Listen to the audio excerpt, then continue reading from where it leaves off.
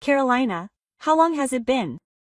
Announced my ex-husband Santiago, the man who ran off with my sister exactly 13 years ago. His words pierced me like a bolt of lightning. Beside me, my daughter Mariana, who had no memory of Santiago as her father, watched the scene with the same curiosity with which one looks at something unusual. I tried to keep my composure and leave without causing a scene, but Santiago, quickly and with that arrogant tone, continued.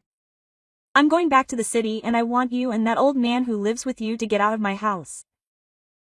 I'm going to live there with my wife, who happens to be your sister. Quote. The impudence was so great that it left me speechless. However, Mariana, who until then had remained silent, looked at me with a subtle smile, as if she knew more than she let on, and calmly replied, Or did you succeed, Mom? And that's when he revealed something completely unexpected. Welcome to the Deserved Revenge channel. If you're enjoying this story, subscribe to the channel and like the video to find out about future stories. My name is Carolina. My story with Santiago, well, it was a big joke, but of course, I was the only one who didn't laugh. When we got married, his mother had already passed away and we decided to live with his father. Shortly after, Mariana was born and for a while I thought we were building a happy life. How wrong I was. When Mariana turned 3, I planned our first getaway together. It would be a romantic adventure, just the two of us. Oh, well, at least that's what I thought. At the last minute, my sister Natalia was included in the trip. Why not? I thought innocently at the time. I always remembered her as a loving person, but I soon realized that Santiago was being too affectionate with her. During the walks, the two of them seemed to get along too well, laughing and giving each other glances that made me feel uncomfortable. Ignore. I stood there pretending not to see what was happening before my eyes, but each laugh was like a stab and the discomfort I felt grew by the minute. At one point during the journey, we stopped in a quiet alley to rest. Santiago went to the bathroom and Natalia and I sat on a bench to catch our breath. Natalia, with that almost studied sweetness, smiled at me. Quote. And thank you Carolina for inviting me on what should be a trip just for the two of you. And no problem. Santiago seems to really like you too, I replied, trying to sound light, although the weight of unease was making itself felt in my chest. That's great, Natalia replied, smoothing her hair as the familiar scent filled the air, setting off a mix of nostalgia and alertness in me. She pulled the small bottle of perfume I had given her for her birthday out of her purse. It had been a simple gesture I had made by mixing some essential oil with distilled water. I couldn't afford an expensive gift. She called it my special gift. I'm glad you like it, I said, smiling with a hint of pride. Natalia didn't continue talking about the perfume though. Instead, she commented, You have good taste, Carolina. You've always known how to choose what's good for a long time. Her unexpected words seemed out of place. I felt a new sense of discomfort, as if Natalia were implying something. What did she mean? Mom and Dad always say you become a bad girl, but to me, you've always been a role model. Those words kept echoing in my mind, setting off a subtle alarm. Perhaps they were a warning, an omen that something terrible was about to happen, but I preferred not to give it any importance, convincing myself that she was just being paranoid. If you ever need help, let me know, she added just as Santiago returned. Then, as if nothing had happened, she took him by the arm with a naturalness that struck me as odd. Later, exhausted from so much walking, we returned to the hotel and after a pleasant dinner, I fell asleep right away. However, at midnight I was awakened by the sound of the door opening. Santiago was standing there as if trying to enter quietly. What are you doing? I asked, still trying to process the scene. Santiago hesitated, surprised to see me awake. Where did you go at this hour? Don't tell me you went out drinking. Quote.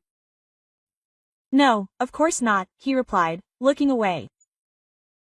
We have plans tomorrow, Carolina. Let's go back to bed. Quote. But I knew something was wrong. A strong, familiar smell invaded the room and a bitter suspicion began to form inside me, even though I tried to deny it. Santiago tried to slip back into the room, but in that confined space, a familiar and pungent scent filled the air, the same perfume Natalia had worn earlier. It wasn't just a faint trace, the smell was so strong that it seemed freshly applied, as if Natalia had wanted to leave her mark there for me to notice. I smell Natalia's perfume, I murmured, my voice shaking. And you went to her room? Time seemed to stand still. We both froze as if words had frozen. Natalia was in the next room and the mere idea that Santiago had gone there was enough to confirm my worst suspicions. Part of me still wanted to resist, to refuse to believe it, but that perfume seemed to scream the truth in the air, forcing me to face what I didn't want to accept. Santiago remained silent and then, uncomfortable, he scratched his head with an awkward smile, as if he had been caught in a simple prank. No, what he said next was even worse. Without an ounce of regret, he began to talk about his relationship with Natalia as if he had freed himself from a burden, revealing every detail with the relief of someone finally sharing a secret. Each word sounded like a slap in the face, and when he finished he just smiled as if his honesty was enough to fix everything. See? I was being honest with you. Now let's forget about this. Yes. Sorry, he said as he lay down as if he had solved the problem. I stood there without reacting, paralyzed by the impact. When I finally woke up from that state of society, it was as if all the rage that had accumulated over the years had exploded. I went to the dresser and began to spread out what I could find: brushes, cotton balls, anything within reach. Santiago looked at me incredulously. What are you doing? He asked, still in bed, as if he thought I was just having a fleeting outburst. Without answering him, I grabbed his clothes and shoes and began to throw them at him one by one with a strength I didn't know I had. Then, without looking back, I left the room. It was 2 a.m. and the dark, starry sky seemed to reflect the whirlwind of emotions I carried inside. As I walked through the deserted streets, aimlessly and with only my purse and my coat, I wondered why I was the one running away, as if I was the one to blame. But with each step I understood that all I wanted was to free myself from that betrayal. The only answer that came to mind was the need to flee. To flee from that suffocating reality, from that betrayal that clung to me like a nightmare from which I could not wake up. The vibrant tourist spot around me was now silent and deserted, like an empty stage after a tragedy. The loneliness of those streets reflected the emptiness I felt inside. I walked aimlessly, lost in my thoughts and trying to escape the pain, until finally, at dawn, I took a taxi to return home. When I arrived, I was met with the worried gaze of my father-in-law, who was surely surprised to see me so early. But then, my little Mariana, barely 3 years old, ran into my arms.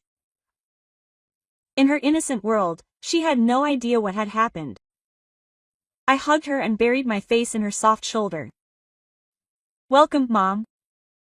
And she said in that sweet voice that only children have. "Thank you, my dear Mariana," I replied, forcing myself to smile and hide the abyss of pain that consumed me. I could still smell Natalia's perfume in my nostrils, a scent that had now become torture. But Mariana's soft scent, like a delicate balm, was my only consolation that morning. It had been 13 years since that night.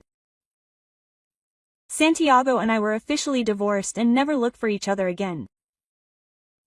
As a single mother, I dedicated myself to raising Mariana with all the love I could offer her, making each day a step towards our new beginning. 13 years. It may seem like an eternity, but every moment was worth it. Mariana is now 16 years old and has grown into an intelligent, cheerful young woman surrounded by friends who love her. My heart overflows with pride. Then, on a day that seemed like any other, while we were shopping, the unexpected happened again. There, in the middle of the produce section of the supermarket, was Santiago.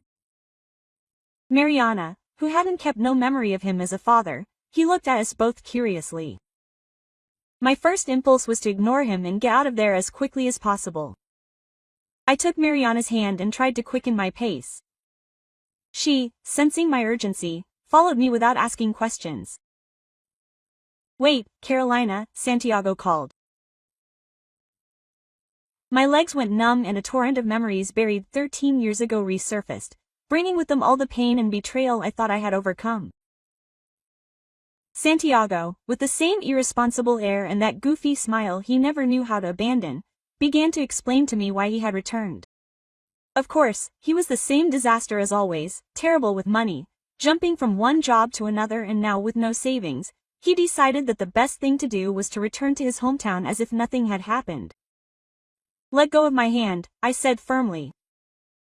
"Vask, are you still living in my parents' house with that old man?" "I can't believe it. We're divorced, did you know that?" I replied in a sharp tone. "Your father has been much more responsible than you. He feels he has to help you and Natalia," I continued firmly, cutting off any attempt at justification on his part. "Never mind, Natalia and I are going to live in the house now, so you might as well get out of there with that old man," he replied with total indifference, as if he were asking for something trivial. I finally managed to break free from his grip and glared at him with a rage I had kept hidden for years. But as always, Santiago just shrugged, letting out an ironic yacht contact before walking away with that typical nonchalance. Mariana, who had been watching everything in silence, squeezed my hand tightly, giving me silent comfort. When I got home, my phone vibrated with a message. I didn't know how he had gotten my number, but of course, it was Santiago, demanding that I vacate the house in a month. To top it all off, he had included an adorable emoji, as if it were all a joke. I could imagine the indifferent expressions on Santiago and Natalia's faces, expecting her to obey as if she was still under his control. But this time he wouldn't let this go like this. "1 month, I mumbled, still processing Santiago's message. Mariana, who was spying on my phone screen from behind, asked curiously. "What's that?" After a few seconds of hesitation, I decided to tell her the truth. I explained that the man we had met at the supermarket was her biological father and that he was now homeless, desperate to find a place to live. Mariana listened to the story in silence, and at the end she clapped softly and gave me a bright smile, almost of relief. "Very well done, Mom." "What?" I asked, surprised by her reaction. "I mean, that house Mariana made me smile despite the difficult times. For many years, Mariana, my father-in-law and I lived in that house that had a nostalgic and dignified air. The faded white walls and the sloping roof seemed to tell stories from several generations. Over time, the entire house seemed to lean slightly to one side, though I never knew if it was real or just an illusion caused by all the memories I held. The garden that I rarely managed to tend was overgrown with weeds and vines that spread across the grounds, a kind of beautiful, living chaos marked by years of struggle and resilience. When we opened the front door, the wooden floors always creaked under our feet. It was like the welcoming sound of a home that, although modest, welcomed us. I remember Mariana when she was little, coming home from school and running through the house, her energy echoing through the floor. We didn't have much money and often couldn't buy everything we wanted. But still, that simple house was our home, a home full of love and stories. That feeling filled my heart in a way that nothing else could. Now, a month after my reunion with Santiago, my phone rang again and his name appeared on the screen. I took a deep breath before answering. "Hello, Carolina. The heating in the house isn't working. You're not home." That house has been empty for 5 years, Santiago. The real estate agency has the keys now, so I can't let you in. What? What do you mean? So where are you living now? He asked, confused. I didn't answer his question. I closed my eyes and memories began to flood my mind. I remembered the day Santiago left. Shortly after the divorce, my father-in-law, with moist eyes and a look of deep sadness, bowed before me, apologizing for everything his son had done. He offered me his financial support to the extent he could. And with few options, I started working at the sheet metal factory he ran. It was a small factory with a few employees, subcontracted by a larger company. I didn't have the physical strength to handle the iron sheets, so I did my best in accounting and sales. The environment was dominated by men, both colleagues and clients, and I constantly felt out of place. The young people who worked there made a point of underestimating me with looks of contempt and biting comments. I didn't have the physical strength or technical knowledge that they had, and with Mariana in my care, I couldn't work overtime. My frustration made me clench my teeth so many times that I lost count. I remember one of the employees, whose face I can't even remember today, telling me, deep down, "You're just a spoiled brat who doesn't know what life is all about." Those words cut me deeply. Many nights I cried at home, far from Mariana's sight, but I never thought of giving up. I worked harder than anyone else, sought more knowledge, and built a support network. My sole goal was to fill the void that the absence of a father had left in Mariana. And the only resource I could offer her was money to make sure she wanted for nothing. I wanted Mariana to have everything she wanted. Clothes, the food she liked, even the little joys that I myself never had. As hard as it was, I tried my best to keep a smile in front of her, to be a strong mother that she could look up to. Now Santiago was back, wanting to take back what he himself had abandoned without remorse. But this time it wouldn't be so easy for him. This time I wouldn't let him just take everything from us like he had in the past. Over the years, the company's management improved a lot, and I was a big part of that change. I developed a system that allowed for precise processing and fast deliveries at the sheet metal factory, which secured me a high position in the company.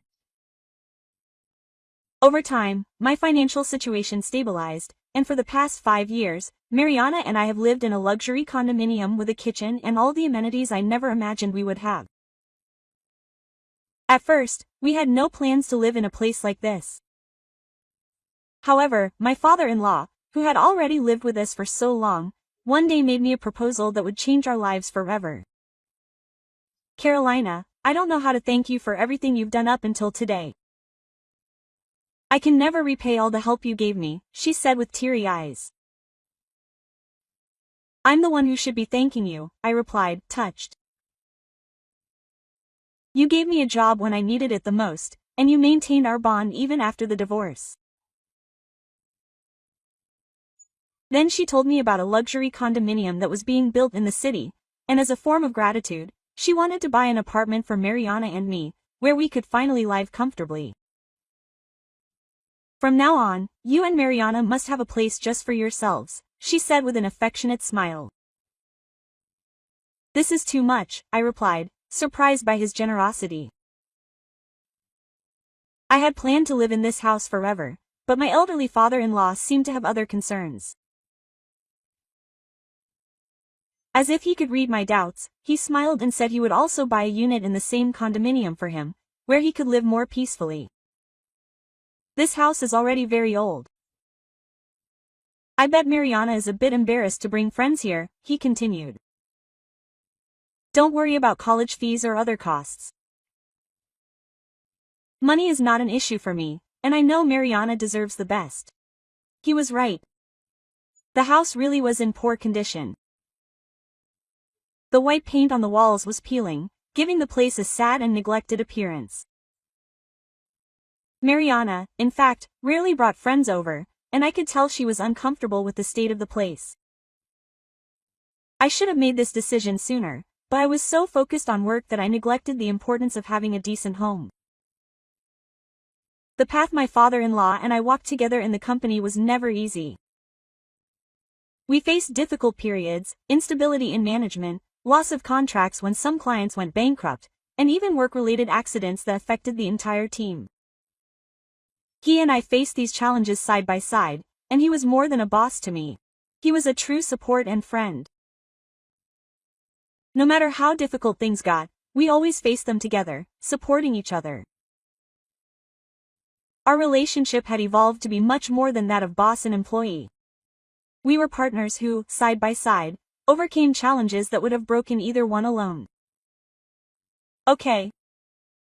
If buying the condo is for the good of Mariana and me, then I accept. Thank you very much, I replied excitedly, but I had one condition. I have a request, I added. I don't want us to live in separate units. I want us to live together as a real family. My father-in-law was surprised and for a moment seemed confused by my proposal, but I continued without hesitation. It's wonderful to move into a comfortable house, but more than that, we are a family and living together is what makes sense to me. And Carolina, that's very generous, but Mariana needs a grandfather present, since she doesn't have a father. I insisted. Please, for Mariana's sake, let her live with us. I always wanted to repay my father-in-law for the tireless support he gave Mariana and me, especially after Santiago left. Running a factory was never easy and he was always there, facing every challenge with inspiring determination. On days when snow forced employees to stay home, he was there, alone in the factory, making sure everything kept running, rain or snow. I vividly remember the times when the workload was so heavy that no one could keep up. On those days, he would stay late, long after sending his everyone home, keeping up production with admirable commitment. Whenever I showed concern for him, who was overworked, he responded with that usual kind and firm tone. And Carolina spends as much time as she can with Mariana. Don't worry about me. And if you need money, just let me know. And he kept that promise. He never failed to support us, always making sure that Mariana, who was growing up without a father present, never felt alone. He made sure that I participated in all the important moments of her life, always encouraging me to go to school events. Today everything is under control. It's just sports day, nothing urgent. I don't participate in events much anymore. So go to Mariana's event, don't worry about work. I knew that my elderly father-in-law was pushing himself far beyond his limits at work, but he never showed any signs of exhaustion. Whenever he was with me, he remained strong and steadfast. On the day of Mariana's sports event, as she ran determinedly across the field, he greeted me with a radiant smile, and that moment further strengthened my desire to repay all the support he had given us. When I suggested that we live together in the new condo, he was silent for a few seconds. Speechless. After a long sigh, he gently placed his hand on my shoulder and said, I am old now, Carolina. I may not be able to support you and Mariana for much longer. You have supported us more than enough. Now it is my turn to take care of you. He hesitated, looking worried. I may become a burden to the two of you. I looked deeply into his eyes, knowing that there were deep feelings that we had never expressed in words.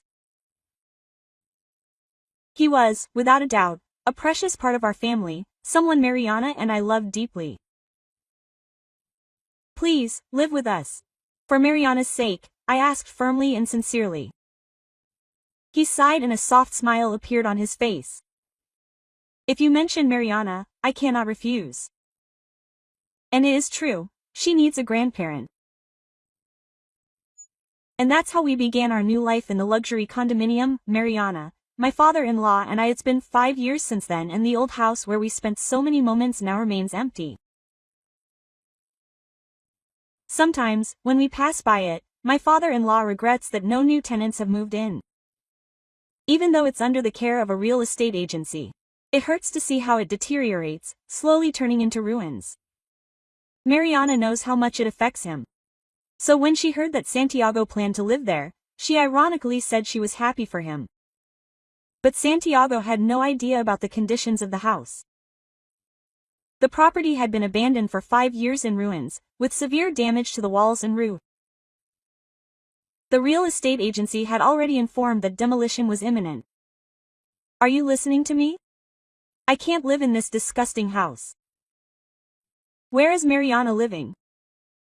Santiago shouted furiously from the other end of the line.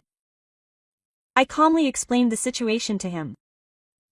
I told him how my father-in-law supported us, how we worked together to grow the company, and how we now lived in a condominium. I avoided going into details, but Santiago almost shouted in his usual tone. So, are you living with that rich old man just for the money? Santiago's words, loaded with resentment and ignorance, cut me like a knife. At the same time, they revealed the profound difference between the empty man he had become and what we had built together. Santiago seemed incapable of seeing beyond the superficial, trapped in his limited vision, failing to understand that the true value of life is not in money, but in connections. Mutual support and shared effort to build a dignified and loving life for Mariana, that this is ridiculous. As her son, I have rights over the company. I'm going to take control.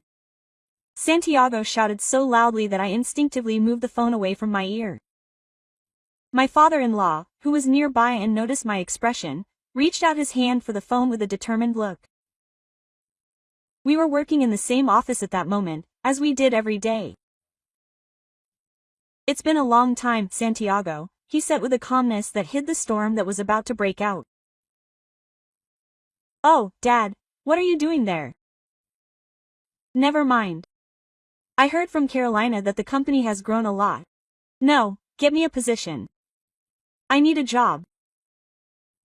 Don't be ridiculous, my father-in-law replied with a severity that surprised even me. He was shaking with anger, his shoulders shaking and his fists clenched. Carolina is now the vice president. Without her, the company wouldn't have grown so much. Vice president. Seriously. Well, Dad, why don't you come live with me and Natalia? It would be easier for you to live with your real son. My father-in-law remained calm, but his voice took on an even firmer and more definitive tone. Santiago, ever since you disappeared, Carolina has been the one who has supported my life. She is much more important to me than you. She is my real daughter. Those words filled my chest with warmth. Ever since I separated from Santiago, I felt ashamed of the situation I was in, to the point where I couldn't go back to my parents' house. I thought I couldn't face them, always thinking that I was raising Mariana alone, but now my father-in-law was recognizing me in a way I never imagined. He continued to berate Santiago, explaining how much he had suffered without financial support since he abandoned us. I am much better today, but at that time my health was terrible. Without Carolina, I might not even be alive to say this. You are exaggerating. From now on, I will support you. Let's work together, Santiago replied in a last desperate attempt. But my father-in-law, unfazed, replied firmly, Santiago, let me be clear, you are disinherited. Don't call anymore. Without waiting for an answer, he hung up the phone. We were silent for a moment, just the two of us in the office. Then, our eyes met and we burst out laughing. We didn't need words. That moment sealed what we had already built. We were like real father and daughter. I wasn't raising Mariana alone. I felt deeply grateful to have a genuinely kind father by my side, someone who laughed and fought side by side with me. Santiago never contacted us again.